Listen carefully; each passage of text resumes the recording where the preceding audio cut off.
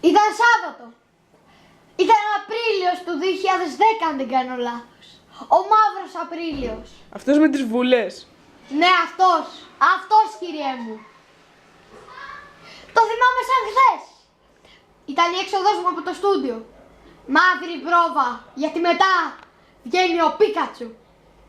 Τον είδα στον δρόμο που καθότανε. Και κατούραγε. Ακριβώς. Ήταν πίσω από ένα θάμνο. Τον ρωτάω, μετά την πολύχρονη φιλία μας, πού είσαι ρε Πίκατσου, μου λέει. Στο θάμνο. Είμαι άρρωστος. Είμαι άρρωστος.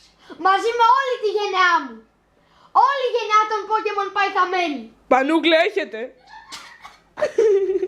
Δυστυχώς δεν ήταν πανούκλα. Ήταν ο ιός των Pokemon. Κόβονται τα Pokemon. Ήταν έναν οι 11. Σχεδόν. Ήταν έναν οι Pokemon. Άστο αγόρι μου. Ήταν χειρότερος ιός. Ήταν ο ιός της κακιάς χρηματοδότησης του Αντένα. Ήταν έναν οι κακιά χρηματοδότηση Αντένα. Ναι, έτσι ονομάστηκε από τους επιστήμονες στη γενιά του. Λοιπόν, εκείνη τη στιγμή κατάλαβα πως ήταν στιγμή να τον τιμήσω. Και με τις ταβανόπροικες το αφιερώνουμε αυτό το τραγούδι.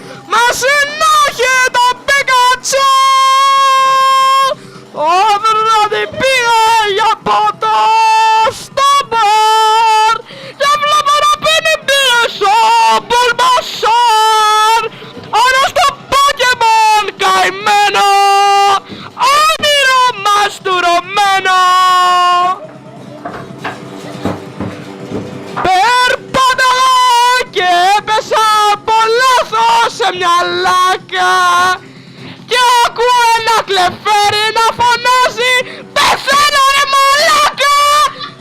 Οι Pokeballs έχουν γίνει πια μπαλάκια ναυταλίνης και όταν σε βλέπει ο γιατρός σου λέει ότι νεκρός θα μείνεις.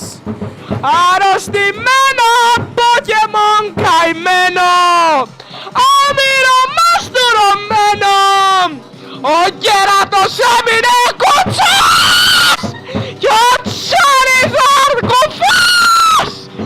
Σ' αφήνω Pokemon με κάτι τελευταίο, μη παλεύεις για ζωή, το φέρετρο είναι ωραίο.